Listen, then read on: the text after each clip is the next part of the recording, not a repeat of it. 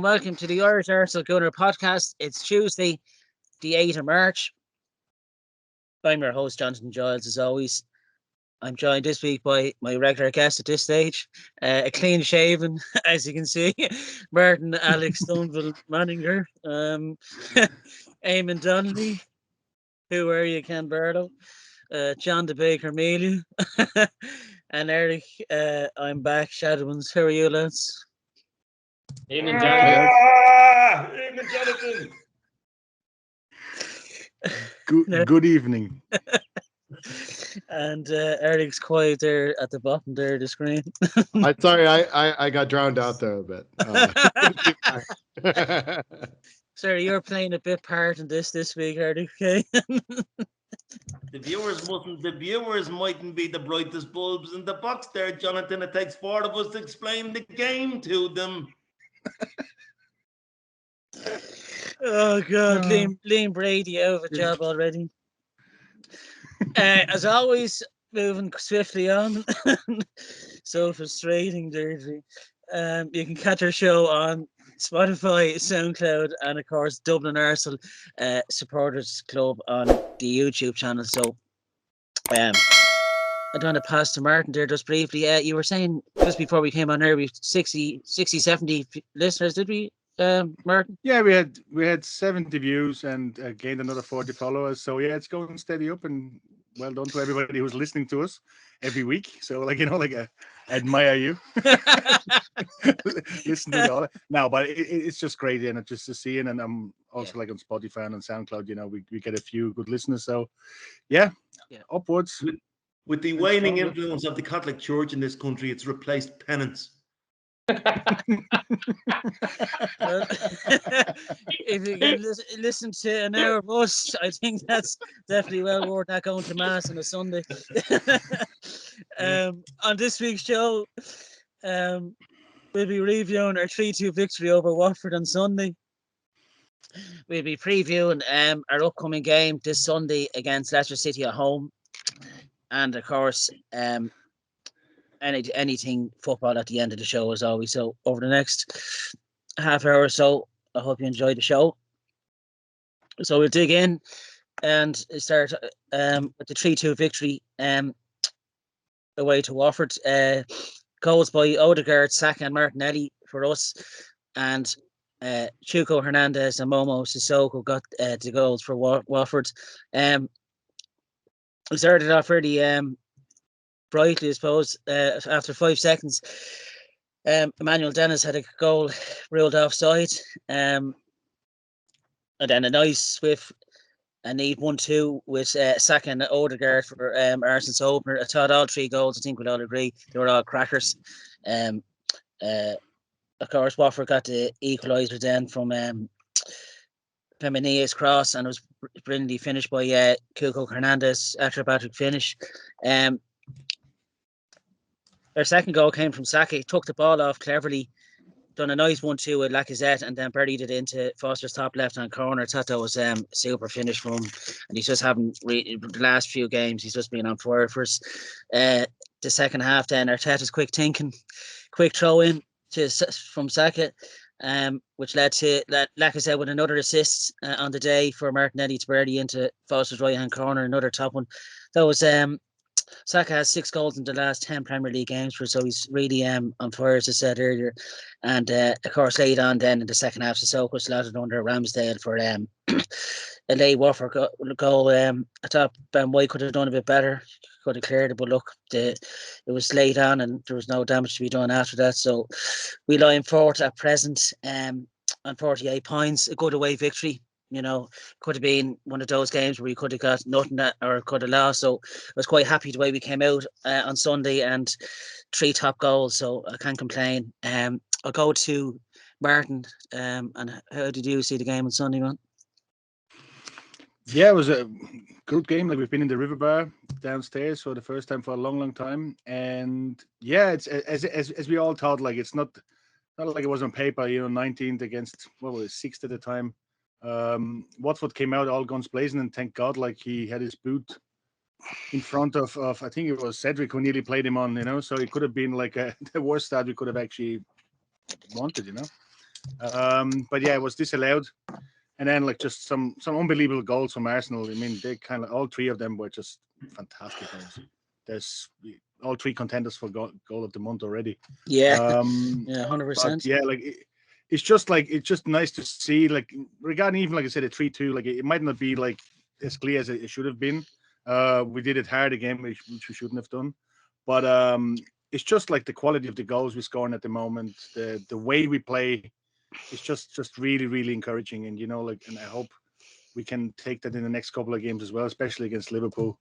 I know, like, we've been lucky a few times now against Wolves, and that early goal, they could have changed a lot of stuff on it. But, like, in general, I think the game we play now is just really, really good football. We're creating chances. We're shooting a lot. And, yeah, and the team just seems to get stronger and stronger. And even Arteta gives us some assists, which is fantastic. So, yeah. but that's it, like no, like as I said, it was a great game. Like it's never an easy game to go, especially against a Hodgson side, which is really standing very strong, and we just had to play and be patient. But as I said, the goals that just came second for me, even the second goal, that pass like Lacazette gave to Saka, he knew exactly what he was doing. He actually put extra force on to put him on his strong left foot, and so he was able to open it up. So it's just like, goals were absolutely amazing. Shouldn't have been as close as it is, but that's football. We got 3 points. We move on. We're fourth, and we're fourth now on our own merit. So like we have games in hands on the teams behind us, and we just have to take the next game, get another 3 points on the belt. That's the way I think we have to look at it. Yeah, I think the 10-day rest as well done us the world of good as well. We look fresh, really up for it. I thought we really went for it that day. And the confidence seems to be just growing game to game now, which is really encouraging, isn't it? And we'll see now. How we're going to go because the next 3 games are going to be in 6 days. So it's Leicester, Liverpool, and then City. So that's going to be the first big challenge. But then again, like if you want to play Champions League football, that's the way we should play. We should play during the week. And one good thing is like, Leicester is playing against Rennes on Thursday. So they have only 2 days rest really, before we play them again. So it will, that kind of that we don't play anything, that's really going to help us. I really think so. So let's see. Let's hope and maybe we can get a result, Emirates is a fortress at the moment anyway. So let's hope we can get another win. Yeah, I'm telling you, I wasn't far wrong last week in my prediction. Eamonn, how did you see the game on Sunday? Good victory? I didn't like the performance. There we go. No, I didn't. Insulting the team already. Here we go. No, I didn't like the performance, Jonathan. And I didn't like the performance because we had the potential to be so dominant and so comfortable in that game, and we almost butchered it. Now, the great thing is that we got away with it because there's a reason why Arteta was going bonkers on the sideline with Saka and with Gabriel in particular. We weren't closing down their spaces. We allowed it to become a slugfest. And they had a couple of athletic players running into spaces, and we allowed that to be, and we could have, through total carelessness, coughed up 2 points in that game. Right? I didn't like the performance. I thought the players got too comfortable on the pitch. I thought they reckoned it was too easy. They were admiring their own ability to go forward. But you know what? It's great to get a win out of a game like that and then have the manager afterwards being highly critical, because he was highly critical, and I agree with him. That game should have been, once we went to 3-1, we should have gone on and won that game. At least 3-1, 4-1, but it should have never been the kind of the nerve wracker it was at the end. I just thought we weren't switched on. Don't get me wrong, we were terrific going forward, an absolute joy. You're wondering where goals were going to come from this team. Well, I tell you what, the way he's beginning to get the team to play, teams are finding it hard to work us out. Where the next angle is going to come from, where the next run is going to come from. Odegaard and Saka are hacking up. Saka's aggression for the goal is a new dimension to his play. Having gotten kicked off the park for a year and a half, he's now a much stronger boy. Yeah, you can see that. Yeah, he's masculine. Yeah. Lacazette has got 7 assists in 9 games. He's not scoring goals. He's 7 assists in 9 games. We haven't had that for a long time. I mean, you know, so I was disappointed that we allowed the match to go the way it did. Even, I mean, in his interview afterwards, Mikel said, "You were so frustrating, Deirdre." Yeah. He said, "Well, I mean, I found myself saying on the day, oh, but it's so frustrating, Deirdre." I mean, we had these people. Like, it looked. How many times did we have the ball in the second half that we're saying we're going to pick them off here? We're going to pick them, and a careless pass or whatever. I don't want to be too downy melted because I really like what the team is doing.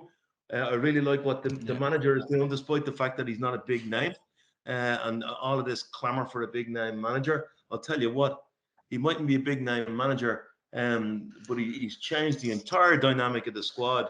We're now playing good football, and I just hope that if we cough up a couple of bad results, that we don't revert. Not we. That the Twitterati don't revert to the usual chorus of he's not up to the job, because he clearly is. Yeah, I can't argue with you there. If your man Emmanuel Dennis was anyway prolific, he could have had a hat-trick on the day as well, you know. I think the offside goal early on, it could have turned the game wrong for us, you know. But we recovered pretty well, in fairness. Sorry, before the others come in, just two very quick points. Ramsdale was a bit funky, you know. I mean, he wasn't switched on in the way he normally would be. And then for somebody that we've criticised in the past, Cedric has done a really, really good job at right fullback. You know, He had a good game on Sunday, didn't he? You know, all of the damage came down the other side. You know. Yeah, fair point. John, what did you make of the game on Sunday? I kind of agree a little bit with Eamonn. I watched this game with Eric, and Eric spotted it really early. The left-hand side just wasn't working defensively. Martinelli wasn't giving Tierney much help. And it wasn't really until the second goal when Saka was pulled over to the touchline, showing the celebrations and giving a bollock and get this sorted. 3-2 is closer than it should have been. And I agree with Eamonn as well on Ramsdale. I think he's been funky for a few weeks now, to be honest. He set such a high standard when he first came into the side. But he is such a young goalkeeper. Maybe it had to be a little bit of leeway on that one. But you got to just look at the goals we scored. I think it's a long time since we scored 3 such beautiful goals. Team goals as well, yeah. Team goals, yeah. Odegaard is leading this team, and everyone's following. It's absolutely fantastic what he's doing, how he's developed into it. And considering some people at the start of the season thought he was a waste of money, you know, we should have paid double the amount to get Maddison out of Leicester. Would you take Maddison over Odegaard right now? I wouldn't. No. I think he's grown and grown as the season's going, and getting the best out of Saka. I mean, Lacazette, we've spoken about Lacazette. He is not the guy who's going to take us forward, but he is playing out of his skin, and he is linking up brilliantly with Odegaard and Saka and Martinelli and Smith Rowe. He's really, as Eamonn said, seven assists in the last 9 games. He's given everything he can to get us to where we want to be. We never truly managed this game in midfield the way we have in previous week. I thought Partey and Saka, as Eamonn says, the passing wasn't great, even from White and Gabriel. But it's a job done. It's 3 points away from home, and as long as you're winning when you're not playing well, that's people have been saying for years, for centuries. That's a sign of a good side. So focus on the 3 absolutely fantastic goals, and the fact that when he came out after the match, Arteta, spot on, not good enough. We got the points, but we need to work harder. We need to do better. There's an awful lot of games to come amongst all the sides around us. We have to go to West Ham. We have to go to Spurs. United have to come to us. We have to go to Chelsea. Chelsea are in this as well. As Eamonn has said it over the last few weeks, this is going to be a dogfight for top 4. We've got a good position at the moment. It's going to be tough to stay there, but I like where we are at the moment. Yeah, I find out of all the teams chasing, I think we stand a very strong chance of getting fourth. You know, I think we're playing by far better than United and West Ham. West Ham are starting to peel off. They look tired, you know. And I think the Thursday nights in Europe. Sisters FC are the biggest threat. I don't know. They can blow hot and cold as well, but yeah, that game in hand is going to be that game in hand. There's no, we can't give up that when the passes. We weren't great. But if we can grind out victories like that, that shows, a sign of a team that's, we can stay in the fight. Look, we never thought come to start of the season we would be fighting for forward, so it's just a bonus just to be up there really at this stage. Eric, at last you can come in. Yeah, I mean, I think the lads have covered a lot of this. To my mind, as I watched this match, I just thought this is what happens when you play well and you find a formation. Is teams scout you and they try to find the vulnerabilities in that formation. So I think one of the reasons we struggled, particularly in that first 20 to 25 minutes down the left, is they were stationing 1 and 2 guys around Saka, and particularly right behind him. And the goal was to play the ball over his head and make him turn around and run. And if we weren't able to press the ball and stop it, then we ended up in a lot of trouble down the left. And that's sort of where their goal came from, right? They played the ball over top. They were able to get down the wing, and then we didn't track men well enough. It's funny, as I said to John during the match, I said, it wouldn't surprise me if Martinelli comes off at halftime because he was getting run ragged up and down that wing. Yeah.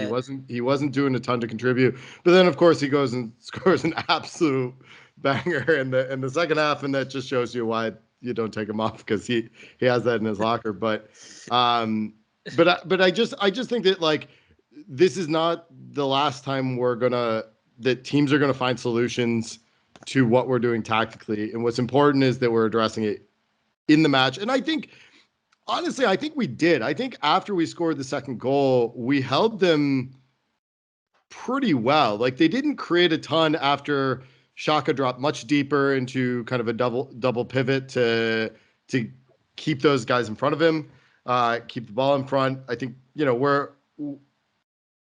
we're looking at that second goal, but that really comes off of an individual mistake, right? Like, Saka plays a terrible pass, gets picked off, one ball over the top, and, Ben White gets a bit unlucky, probably should have cleared it, but, kind of ricochets off his shins and into Sissoko's shins and lands perfectly for him. And it's too bad, because I think that, to John's point, like, the goals were special, but I think beyond just the goals, we played some serious stuff going forward. Like, some of the one-touch passing, the directness of our play, the passing movements that were always going forward were really just great to see. And I think it shows where this team can go, in terms of finding more ways to score goals. We're just going to have to make sure that as we do it, we're able to adjust and manage our shape so that as teams do scout us and find those different solutions, that we can adjust during the match. Yeah, it's disappointing. All right, maybe we conceded a Watford second, but Ramsdale made a good save at the end from their substitute, which could have been 3-on, so he can make up for having a bad game as well, Ramsdale. But here, look, we got out of there 3-2, and all that you want is 3 points at the end of the day. It leaves us fourth at present, with 48 points. Of course, those 3 games in hand are going to be vital come the end of the season. Just saying that after watching Spurs hammer Everton last night 5-0, I dread going to Spurs. Everton are shocking. They are pretty bad, but I don't know. Kane is starting to find a bit of form lately as well. It's stopping him. So was Odegaard. Yeah. I don't know. This is not FIFA manager, Like, this is not FIFA manager. Here we go now, Mr. Seriously, Jonathan, you've got to make plans for these guys. Jonathan, can I ask a question? When that match comes out and the 2 lineups come out, say it's the same 2 teams, who do you think the best player on the pitch is? Because I know my answer is Bukayo It's Saka. hard to know. It depends on the I form we go actually into I that think game. it's easy. I think Bukayo Saka is the best player on either of those two teams, and I would. Yeah, I won't argue with he is. He's quality, but it's all on the night. It's how we go into that game. It is a. But let's not get drawn into nonsense because they beat a rubbish Everton side. When Look, things were you going, never know. no. Things were going well for them. They beat a rubbish Everton side. They lost at home to Wolves. They lost to Burnley. As you say, they blow hot and cold. I just happen to think with Mr. Wig in charge, running up and down the sideline, and all of that. That they're gonna get it. They're gonna get enough points to be in there or thereabouts, right? And I think I said last week we've broken the back of Wolverhampton. They're gone. Yeah, they're gone. Right? They're gone. I think we've seen off West Ham as well. They're gone. So to my mind, we have nailed down, unless we collapse, a top 6 place. So we're looking at European football next year. Now it's time to push on.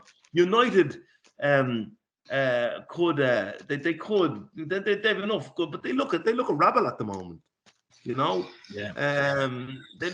In fact, their collapse at the weekend was worse than our 5-0 collapse against Man City because they gave up. Like, we'd only 10 men, at least we tried a leg, but they didn't. They didn't try. And then 92% ahead, and then 92% percentage Man City in the last 50 minutes against United. That is just incredible. Like, and then the other crowd is Seven Sisters. Like, so look, we're in a good position. Yeah. It's the week to week is a big thing though. The week to week rest. Having no European football, that's going to be it has to play a factor in how we finish the end of the season. Plenty of time to recover from injuries and all that. I think it's important to remember too about what the matches are we have left. Where our position in the table is. Like, the big matches against United, against Seven Sisters FC, as for Eamonn.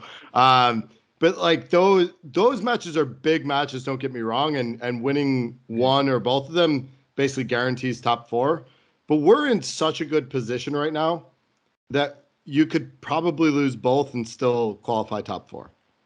I'm not suggesting that as a strategy. but I mean, we are in a great position. I don't fear United at home like I would have years ago. Well, I just mean, if I'm looking at the remainder of our schedule, the teams like Leicester, the teams like West Ham, those are the matches you have to win. 25 go there, you have to win those matches, and if you do that, you have a great chance to qualify top 4.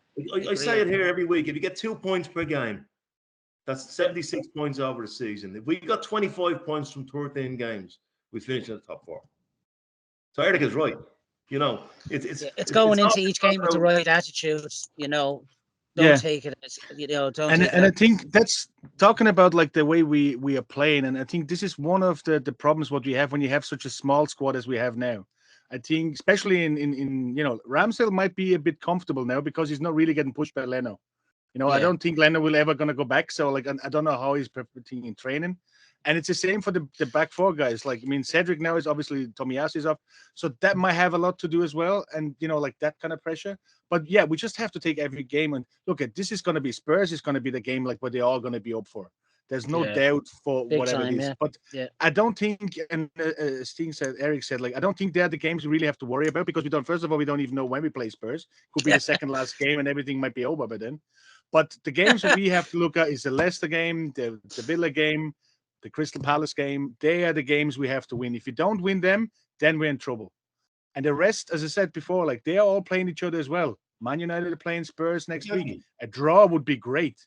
Martin, that would take 2 points off Martin, of everybody. I said if we got 25 points out of 13 games, right? Yeah. If we get 25 points out of 13 games, that's 8 wins and a draw.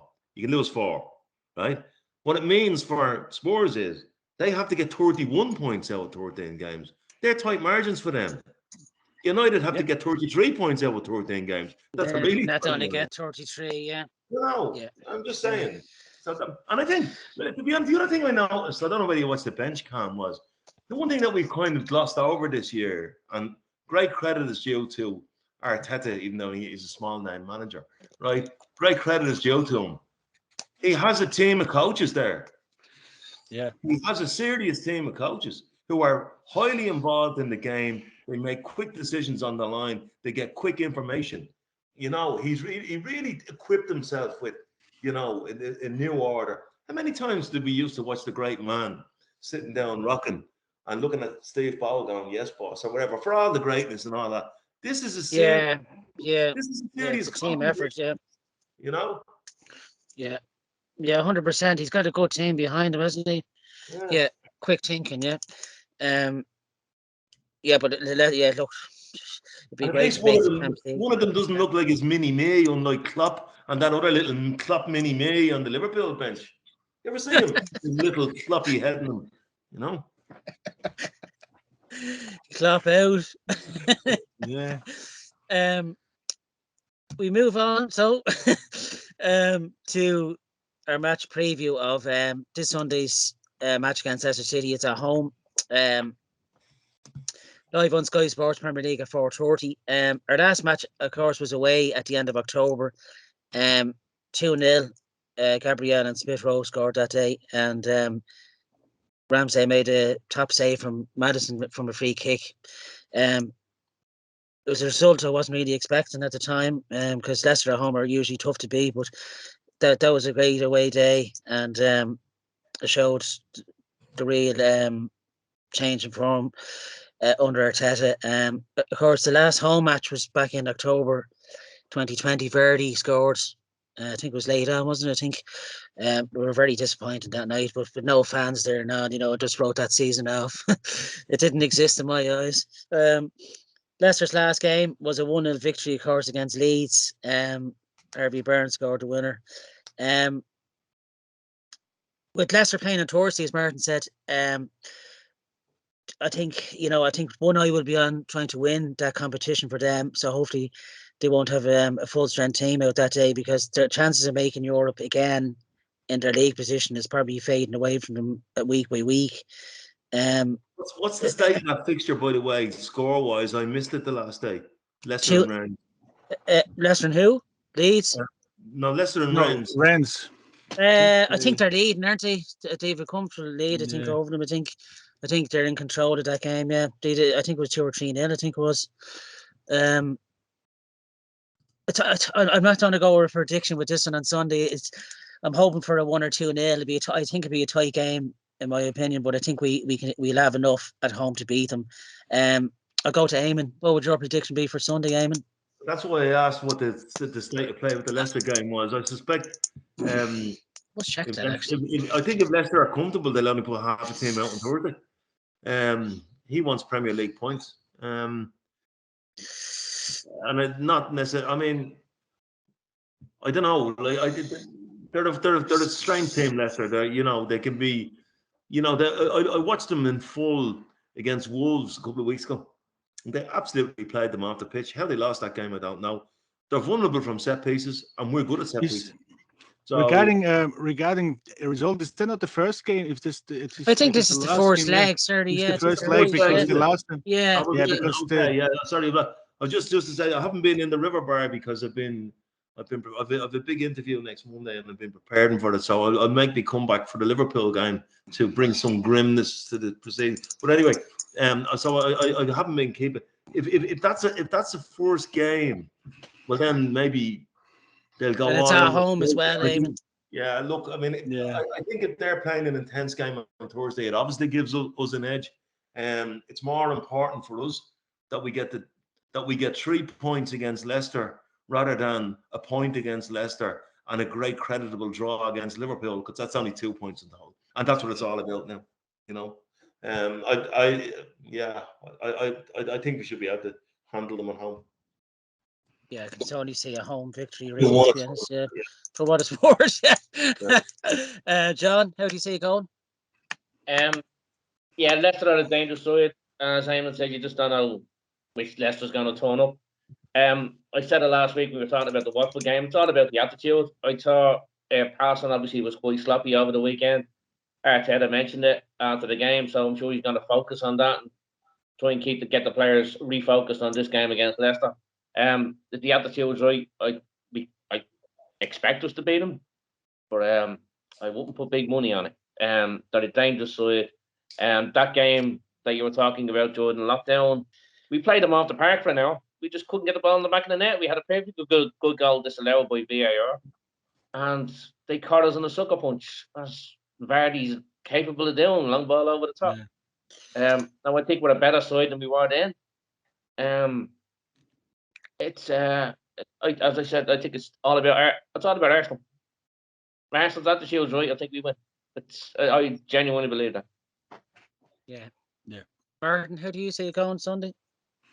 Yeah, similar. I presume, like, we're looking at the results, as I said before, like the Emirates are kind of like, we are a stronghold there now. So we only lost, I think, twice, and I think it was against City and against, who do we Chelsea. play? Chelsea. Yeah, And we Chelsea. drew twice, so we seem to score there. But look, on a day, anything can change. So that doesn't make a difference. But we are strong. The fans are really important this year. And as lots of our guys are going over on Sunday, they will see, like, the atmosphere has definitely changed in the last. I don't know if it's because of the pandemic that now people are back, like, and they are really trying to. But it seems to be a momentum going. And I think this is really helping the team. They had the interview and they said that this is a really, really strong team effort now. The sloppiness, I just think, is like something they can't be complacent, I think. And it's not only like the passing, it's just like even getting the ball back. That didn't happen in our third. Up front, it seems to be like, all technical and great, but the passing just like can be very sloppy. But look, as I said, on the day, the attitude has to be there. They know what they're going into. I don't know what they're gonna, how they're gonna set up for them 3 games in 6 days. It'd be interesting where Smith Rowe is. That there's nothing in the media. He was out like 10 days ago and they said like it was a stomach bug. Then he thought it was COVID. Then again for this week, it's COVID. So we don't know where there's nothing said about it, which is quite strange. So let's hope he's coming back because that boy can play as well. Yeah. But yeah, like same old. Like, there's not much change. And I don't know if Tomiyasu is going to be fit or not. But Cedric is playing the blinder at the moment. Yeah, our weak points are the left side. Madison was out. I don't know if he's going to play. He was a doubt. He has a hamstring injury in back, something like that. And Vardy is back, but I don't think Vardy is what he was years ago. But you know yourself, we have these certain players who come to the Emirates or play against Arsenal and they score. It's your man Kane, it's your Vardy, it's your Drogba. Yeah. These kind of players, they always love to score against us. So you never write off a Vardy. But I think in the first game, I don't know, did he play in the home game for them? I don't know. He did. I think he did. Yeah. I think he did, but he was. Yeah, he was disappointing in the game, wasn't he? Yeah, it was very disappointing. Yeah. So he wasn't visible at all. And look at that game made Ramsdale really what he is now. Yeah. But he has to. He might have to be a little bit kind of as well. Rain down from Mateta, and I think maybe as well because he had it in the interview, like that he wasn't happy about it. And I'm sure he's going to tell him in training as well, so that they have to pull up the socks a bit more, But yeah, hopefully, look, I'm hoping it's a 2-0. But we seem to kind of like we had a lot of clean sheets, and we're just leaving goals in, even like that. What I don't really like because some of the goals. Look at that bicycle kick, like you never know where it's gonna go. Yeah. So you can't blame the keeper on it. The second goal, he was a bit open. Well, he could have been down a bit quicker. No, Martin, you can't blame the keeper, but you can blame the 2 defenders that stood watching it. Yeah, but as I said, I'm talking about just about Ramsdale now. Look, it's one of these goals, But the second goal, I know he was a bit unlucky with White didn't get the ball. He went on the shin, so it was a bit hard to react to him. But he was very slow down. Actually, he could have done a bit. Looked very late on that. But again, don't blame him. He saved so many other goals, But yeah, they have to turn up. It's more to do with his distribution, Martin, than I'm talking about. Yeah, I don't think his goalkeeping has been, No. His distribution. There was 2 shots, like the one he straight one to the Watford player, he was lucky that he came back in some way and he actually saved the ball. But yeah, and again, I wonder if this is something like what he's trying to do, he's trying to get better than he was already, he's just getting more adventurous. I don't know what it is.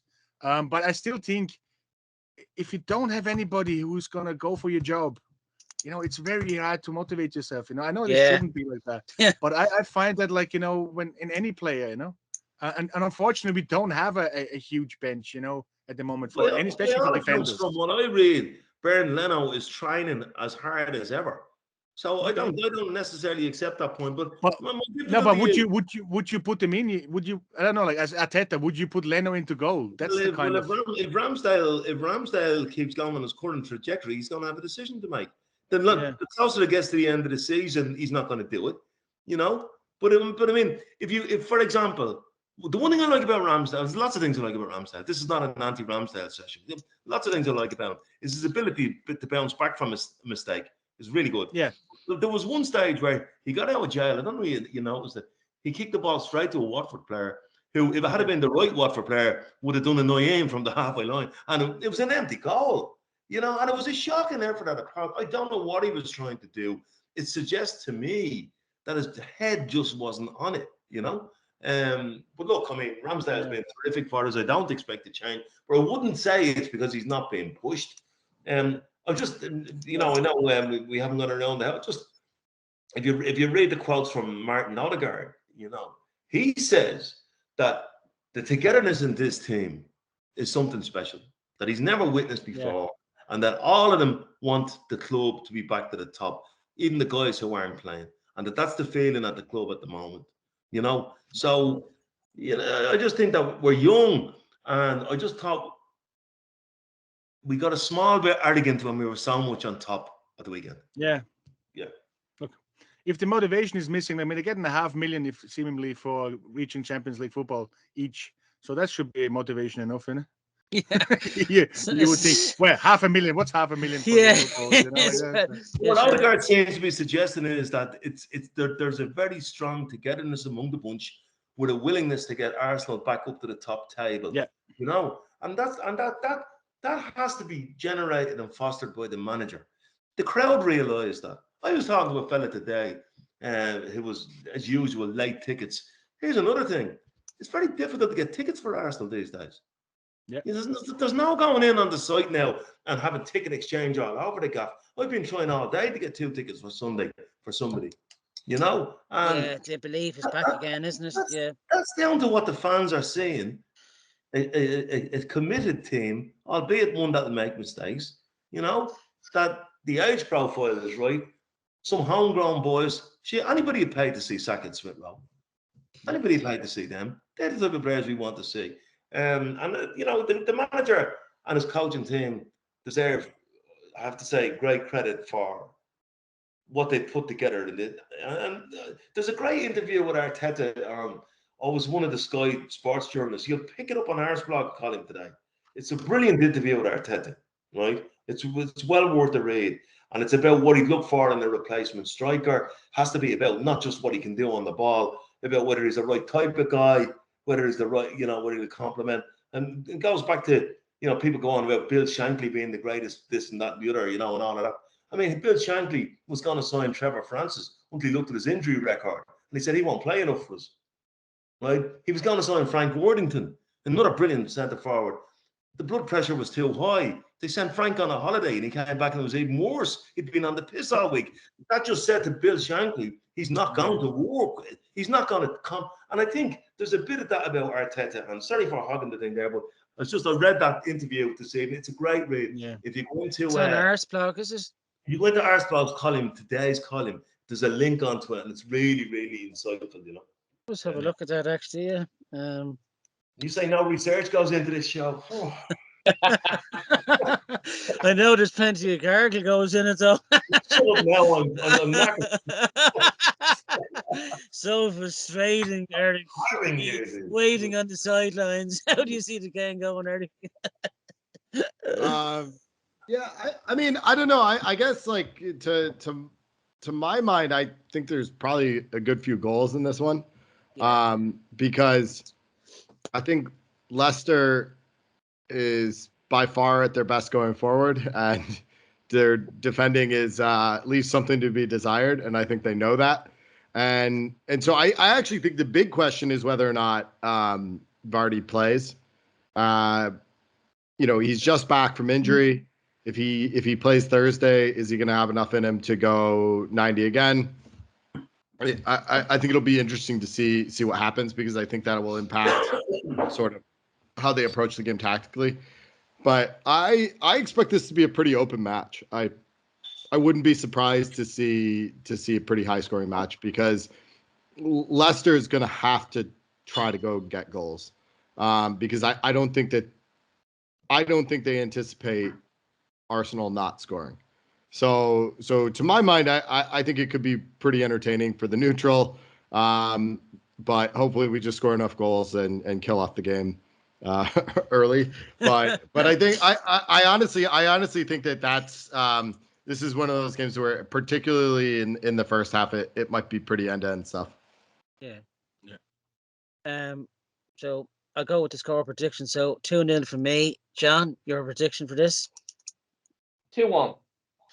Martin? I mean, bold 3-1. God. Eamon? Party to score. I'm with John on this 2-1. And Eric? 4-1. Oh my God. You're right, Eric. You don't show your face until show next Tuesday. Eric just goes. Eric says 4-1. Eric, who do you think will get our goal? Lacazette.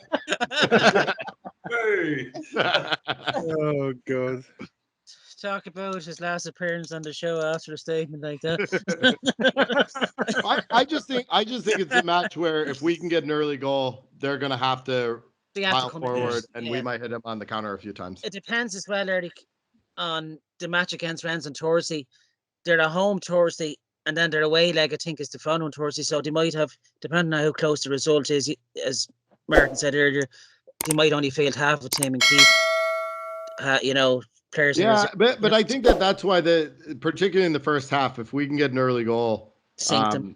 Yes, I just think we have a real chance to put them to the sword, because I think they're going to come out to score goals themselves, and if they're that open, I mean, I like our chances with Saka and Odegaard running at Soyuncu.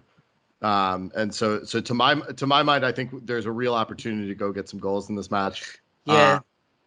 I think it could be pretty nerve-wracking stuff too. Like, this could be really end-to-end with lots of chances for both sides. So, like I said, I'm hopeful we kill off the match early, and I'm going to stick with that as my prediction. No club for old men, I told you. Too right. I think Eric needs a full lobotomy right down the middle after a bold prediction of 4-1. Sacked in the morning, I think we're looking for. I do agree with Eamon. He did say on episodes past that I think Rodgers has taken Leicester as far as he can go with that team. They are on a downward spiral. I'd be surprised to see him there come next season. They're but I'll take it for 1, yeah. So that completes our match preview. Underneath the eternal optimist as usual. Anything else football related? Clarify that point. It's just about Brendan Rodgers. I think you wanted him as manager for Arsenal. I remember you saying. No, I didn't. I just think I wanted Arteta to be, to get the confidence of everybody. I was fully behind Arteta, as you know, and I find that your constant misquoting on me is a double standard, and we're trying to eliminate double standards on this show. Sorry, Eamon. I think he's a season 1 and 2 manager. Yeah, he's very, very intense, and I just think that I know from managing GAA teams myself. When you throw that intensity at it, it's very difficult to keep. What do you mean in terms of the way he wants the team playing week in, week out? The way he wants the team to play, how much he kind of organizes all that. He doesn't have a big team of coaches. He's very much Brendan. From what I know of him, from what I hear him around the game, from listening to people who know the game. He's very much as much a coach as a manager. Yeah, he does a lot of the hands-on coaching himself, and that's what I mean about the intensity. Yeah, he's intense. And I think that you tend to look with Liverpool.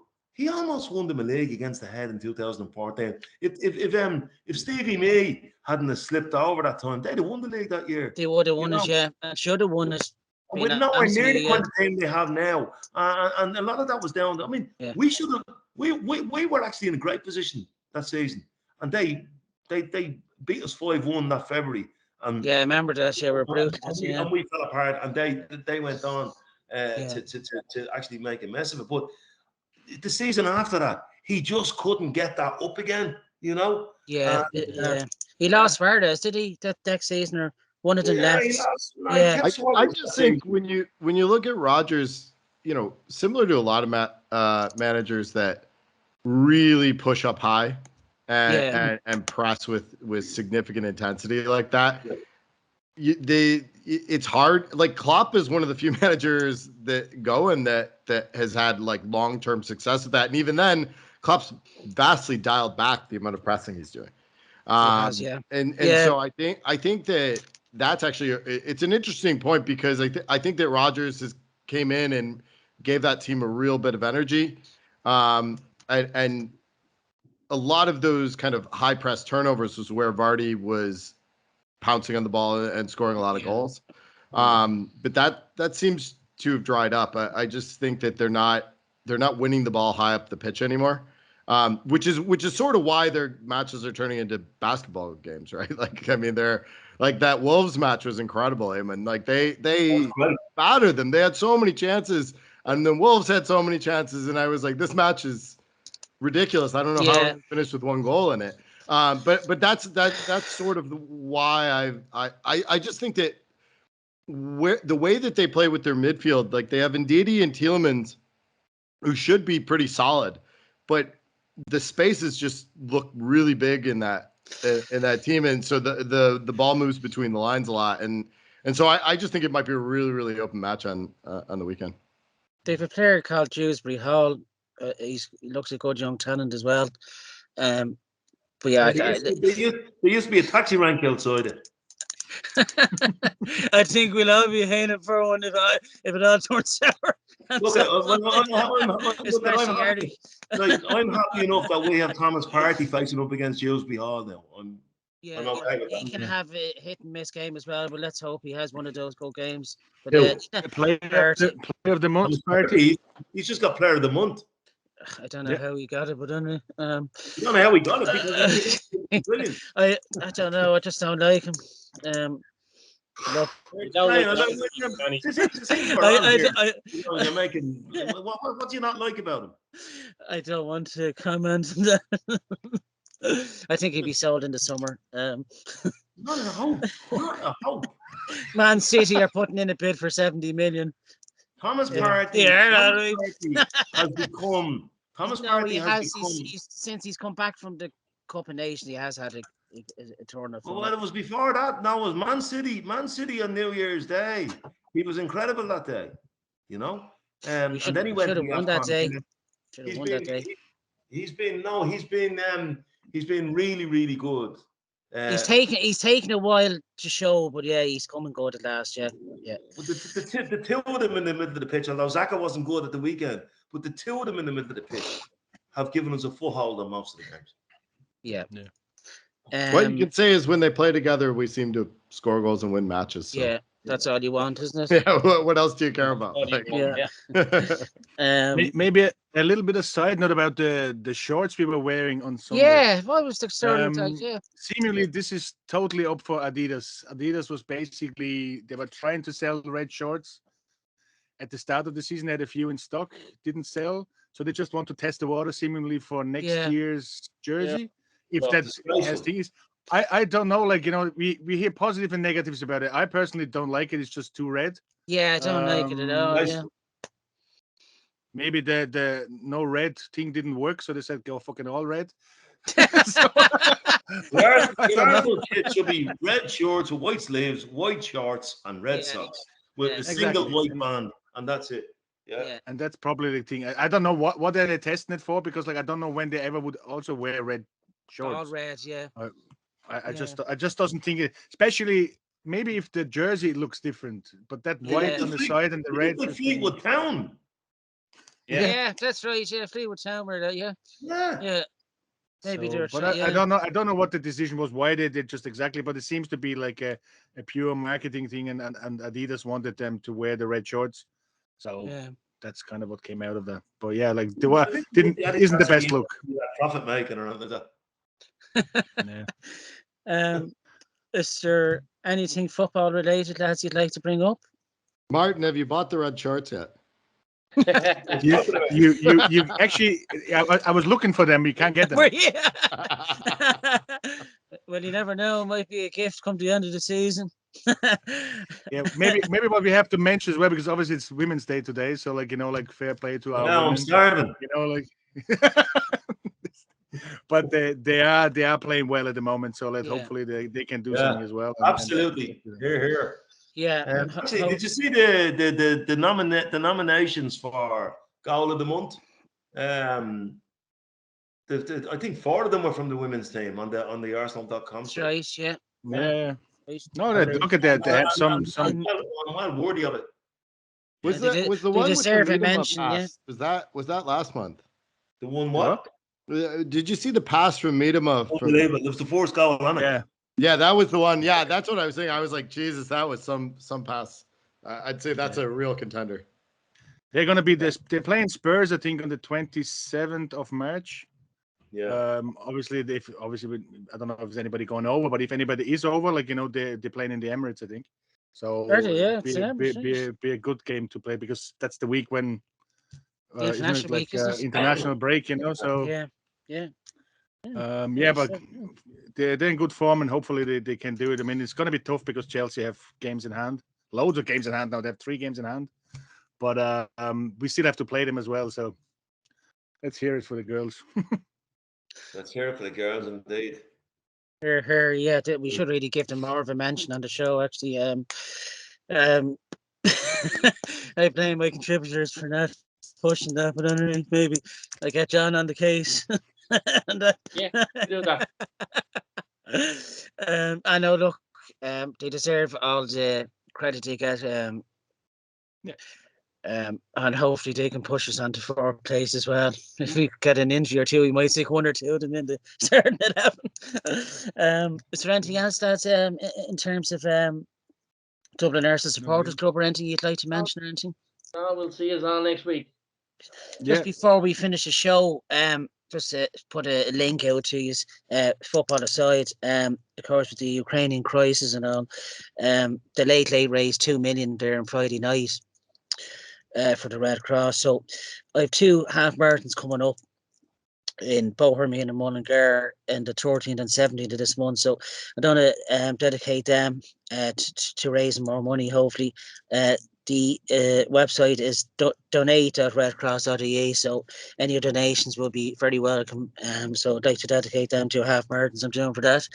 I'd like to thank all my guests, as always, Martin Stumble, Eamonn Donnelly, John Media, and Eric Shedwins. Thanks for your contributions as always, and you can catch us on Spotify, SoundCloud, and the Dublin Arsenal YouTube channel. And next week we'll be previewing Liverpool and the Aston Villa game. So until then, have a good week all, and we'll see you on your side. Cheers, lads. Take care, Johnny. See you, boys. Cheers, lads. Thanks, lads.